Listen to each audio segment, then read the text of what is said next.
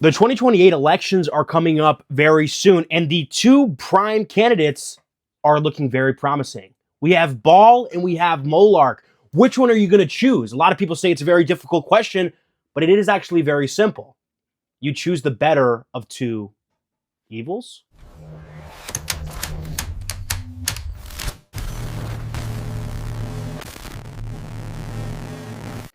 Before we start this video, we got to set the mood a little bit. Damn it. Ow. Damn it. There we go. You probably heard this conversation before. Probably had this conversation with a lot of people. Ready to vote for somebody and you don't really know who to choose. And, a good friend of you comes in and he has the answer to the question. You choose the better of two evils. We hear that all the time. It's almost as if every single president election we get is that choice. The midterms are coming up, and probably as a lot of you already know, there is a massive Republican civil war. And many people are talking about the fact that this Republican civil war is going to make the Republicans lose in the upcoming midterms in 2026. The logic tree of this type of conversation goes pretty much as follows. Someone's going to get elected, right? You got to vote. Someone's going to get elected, either whether you vote for them or not. You need to put your chip behind the person you think will be the best. Or, someone will go, don't waste your vote. You have the right to vote for whoever you'd like. Why are you just not going to use your American duty to vote? And a lot of them go as well. They say, compromise is how you actually build strong coalitions and for you to actually do what you want to do policy-wise. None of these arguments are wrong on their face. They make pretty much logical sense. Someone's going to get elected, might as well vote. You got to compromise in order to coalition build to get some of your positions done. And that's 100% true. But this argumentation is being used and bludgeoned to keep the American people held hostage. It's like a ping pong game between the left and the right, constantly moving people around saying, well, you vote for us, we have free healthcare as Democrats. And then go, oh, vote for us, we have immigration reform. But no matter what, whoever we vote for, we get the same exact policies. We have the same exact foreign policy. We have the same exact, pretty much, economic policy. And no matter who we get, we constantly run ourselves into debt. Every time it comes down to vote, we get the same terrible options. And it seems like no matter who we vote for, nothing ever happens. The reason I wanted to bring up this conversation right now was the recent TPUSA event where famously Ben Shapiro came up to talk. Ben Shapiro got up on that mic, very vigorated, ready to defend Israel. And he came up there and he called out a couple people. He called out Candace Owens, Tucker Carlson, not surprisingly, someone like Nick Fuentes. He called out Megyn Kelly for being a coward and not calling the people on her right out like Ben Shapiro is. This has sparked a lot of conversation. I have a couple quotes here. And the people who refuse to condemn Candace's truly vicious attacks, and some of them are speaking here, are guilty of cowardice. Yes, cowardice. Even if it were true that other public figures were our best friends, our very best friends, that does not relieve us of our duty to speak out of principle and not to cover up evil or shy away from addressing it out of friendship. So no, Tucker Carlson, it is not an excuse to go silent on Candace's targeting of TPUSA. Or to mirror her lines of questioning because you love Candace personally. The same holds true of Megyn Kelly, a person I consider a friend. There is a reason that Charlie Kirk despised Nick Fuentes, and indeed even chided Dinesh D'Souza for debating him. He knew that Nick Fuentes is an evil troll, and that building him up is an act of moral imbecility. And that is precisely what Tucker Carlson did when Steve Bannon, for example, accuses his foreign policy opponents of loyalty to a foreign country. He's not actually making an argument based in evidence. He's simply maligning people that he disagrees with, which is indeed par for the course from a man who was once a PR flack for Jeffrey Epstein. We do need a coalition build in order for us to, come together and vote and actually defeat the Democrats, because ultimately we do agree on a lot and disagree on a little. But let me tell you why I don't like this type of conversation.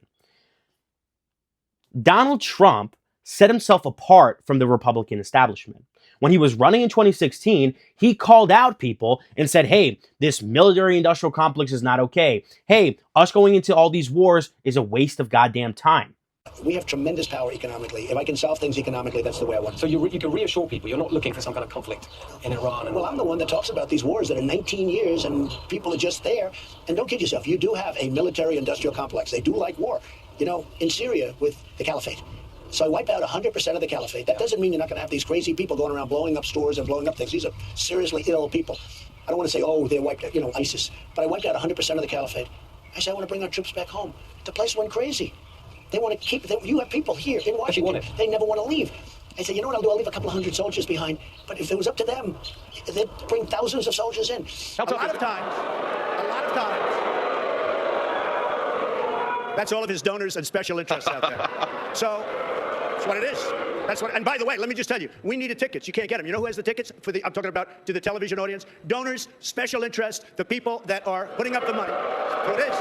The RNC told us we have all donors in the audience, and the reason they're not loving me. The reason they're not loving me is I don't want their money. I'm going to do the right thing for the American public. I don't want their money. I don't need their money. And I'm the only one up here that can say that. Do you still believe President Bush should have been impeached? First of all, I have to say, as a businessman, I get along with everybody. I have business all over the world.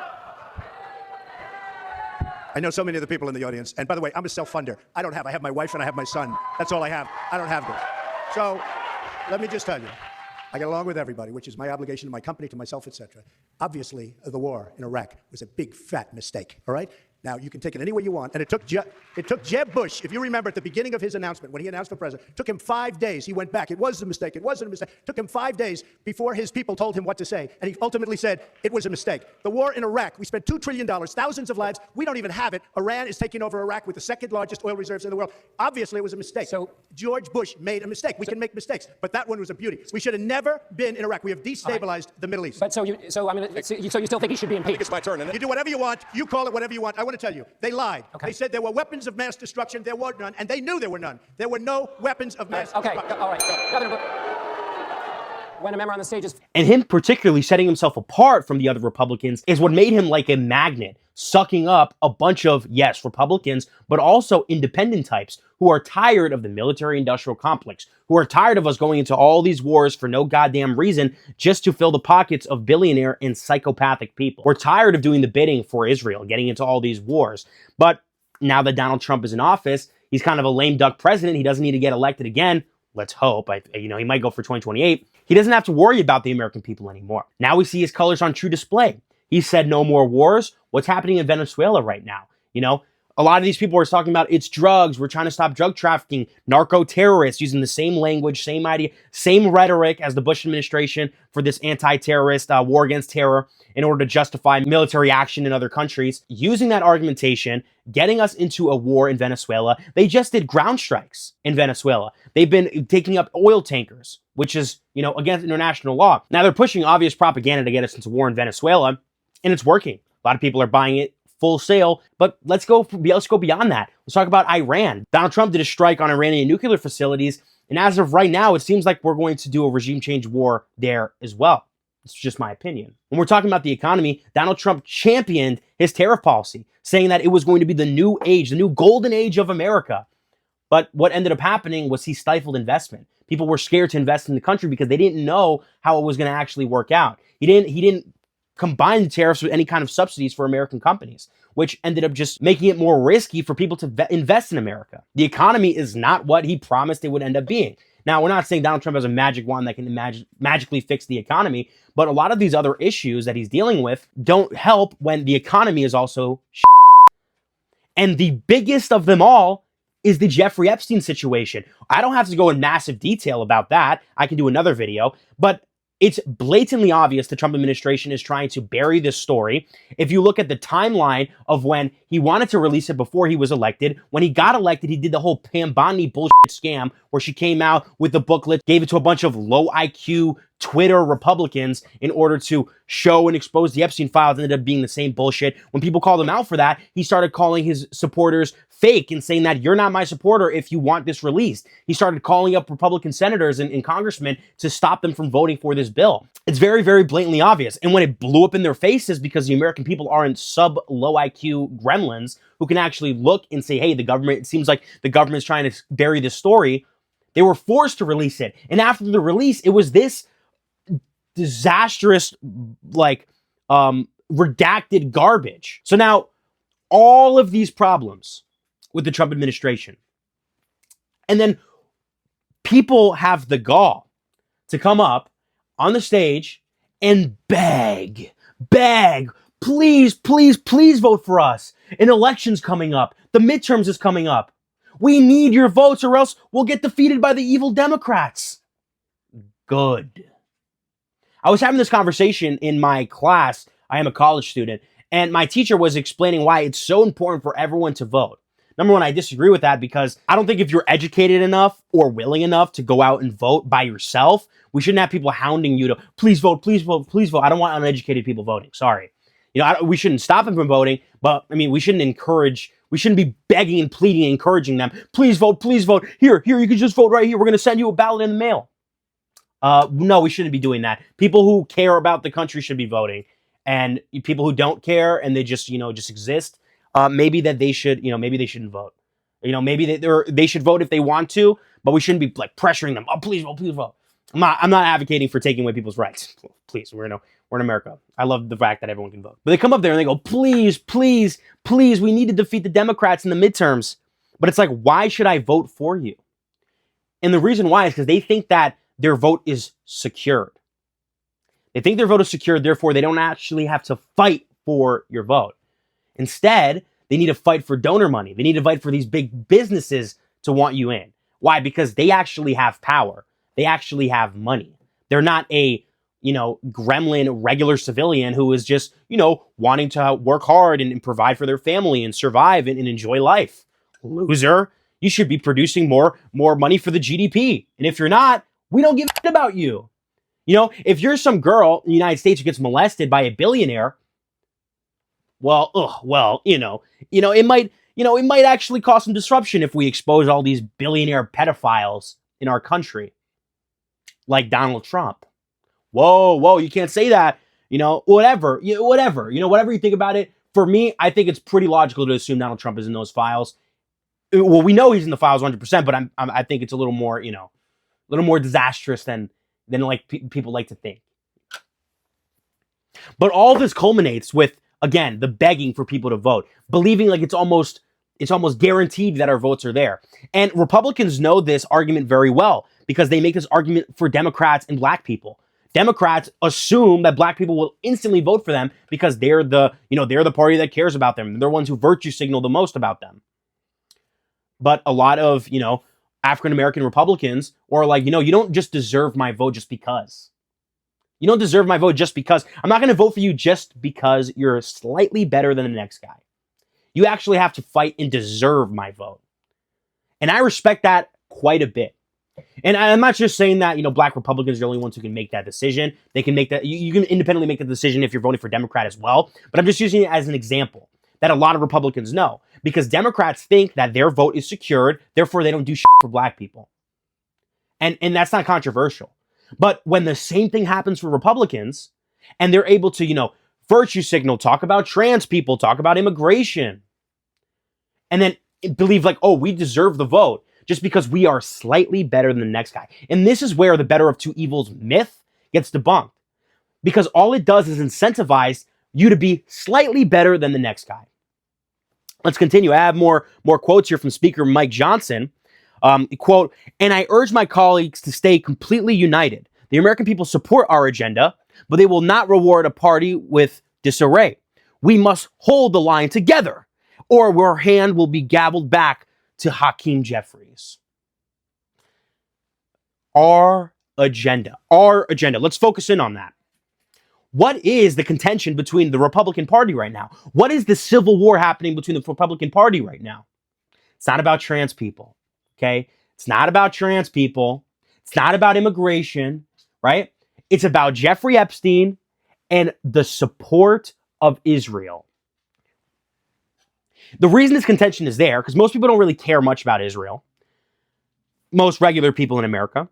The reason the contention is there is because there is a full-on deep-throating, almost religious satanic cult around the state of Israel. These Christian Zionists, and I put a really big emphasis, a really big quotation on Christian here. These Christian Zionists come out and deep-throat Israel so hard, right? And then when you criticize Israel, they completely come after you. They attack you. They call you the most dangerous anti-Semite in the world. Look what happened with Tucker Carlson.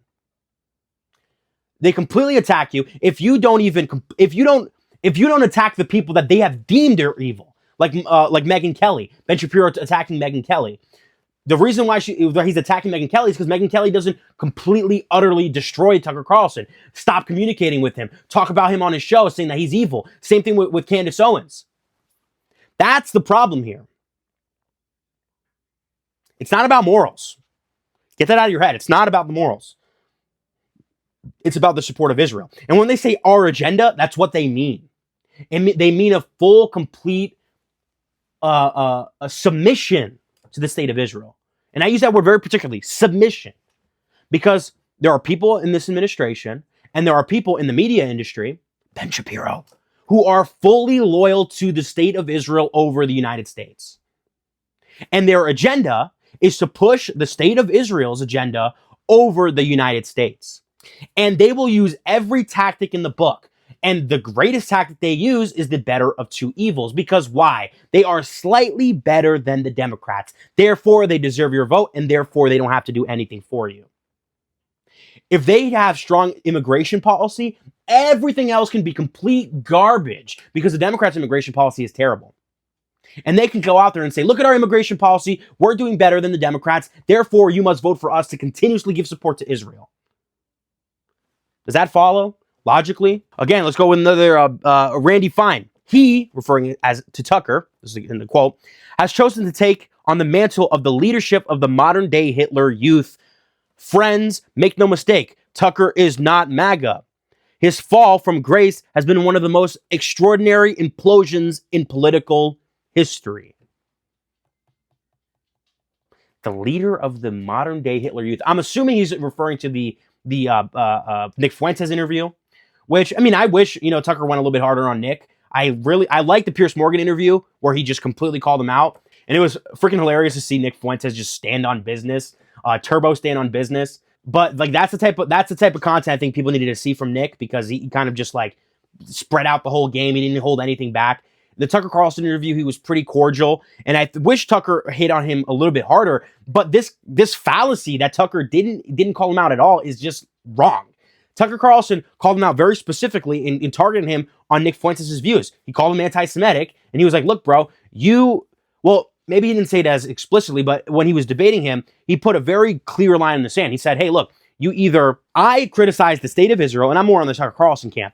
You criticize the state of Israel because Jews are not a monolith. Jews don't all support the state of Israel. They have massive protests there right now. There's some of the strongest defenders of Palestine, and the people calling out this insane policy the United States has been taking on is Dave Smith, who's a Jewish man. So Jews are not a monolith. They don't all believe the same thing. And this kind of worldwide Jewry where the Jews control everything is not, based in reality, because there are many different factions all fighting for power.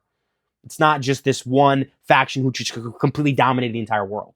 It's just not how it is. And, Nick Fuentes, his rhetoric, maybe he won't argue that they completely control everything, but his rhetoric is pretty similar to that.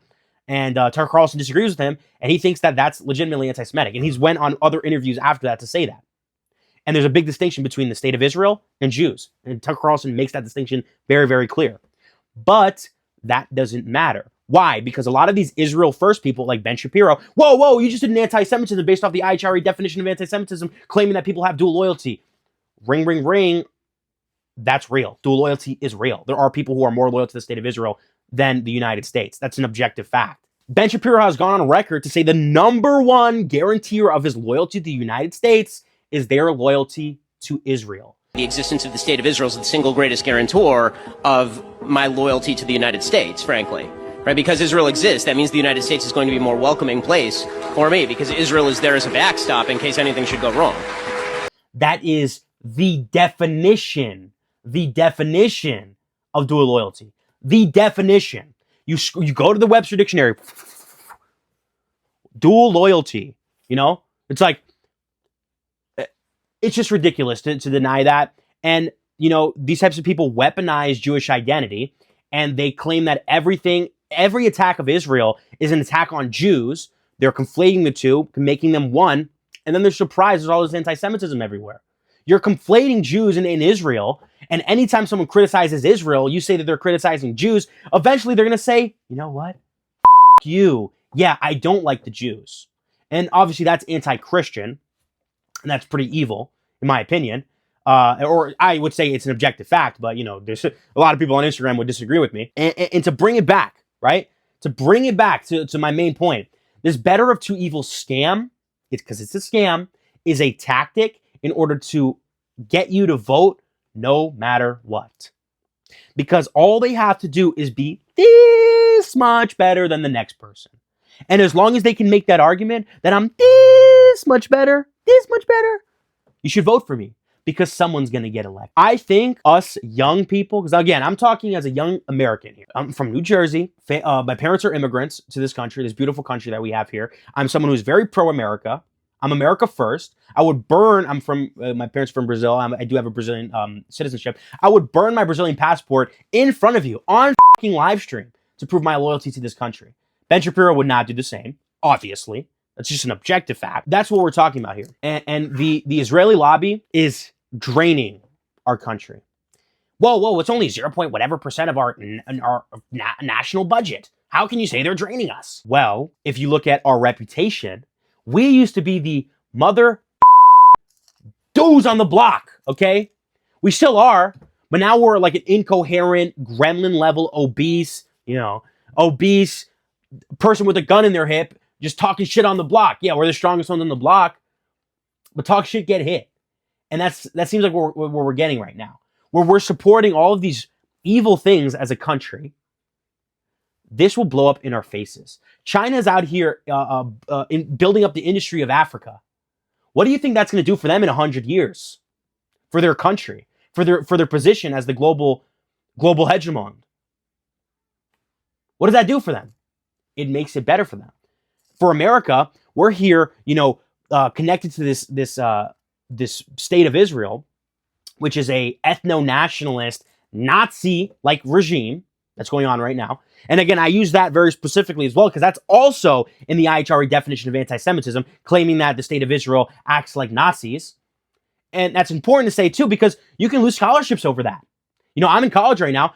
So, like, someone could deem me anti-Semitic and then block me from getting certain scholarships or block me from going to certain schools, Ivy League institutions, for being anti-Semitic, for stating an objective fact or an opinion that the state of Israel is very akin to Nazis. Because, they're an ethno-nationalist regime that wants to expand their territories with the Greater Israel Project and is literally committing a genocide right now in the Gaza Strip.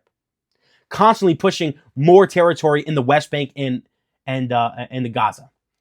Where Benjamin Netanyahu constantly, refers to it as Judea Samaria. It says it's their ancestral homeland.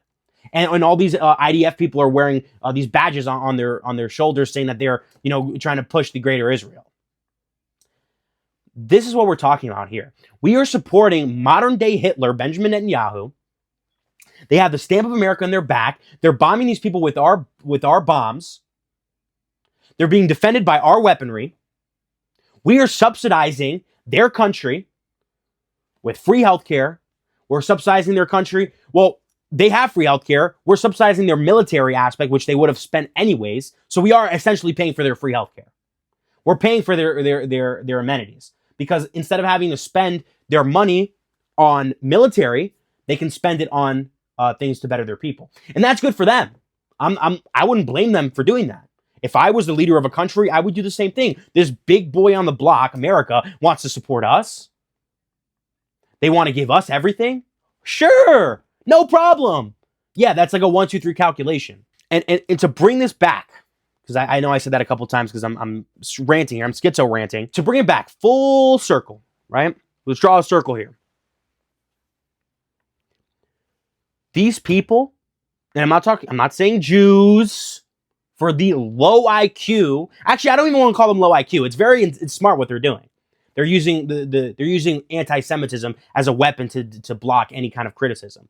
I'm talking about Zionists. Right? Because that's a very particular term. And a lot of people say, oh, yeah, that's just a synonym for Jews. You're just trying to call out Jews. No, that's not true. The people like H3 Production says that a lot.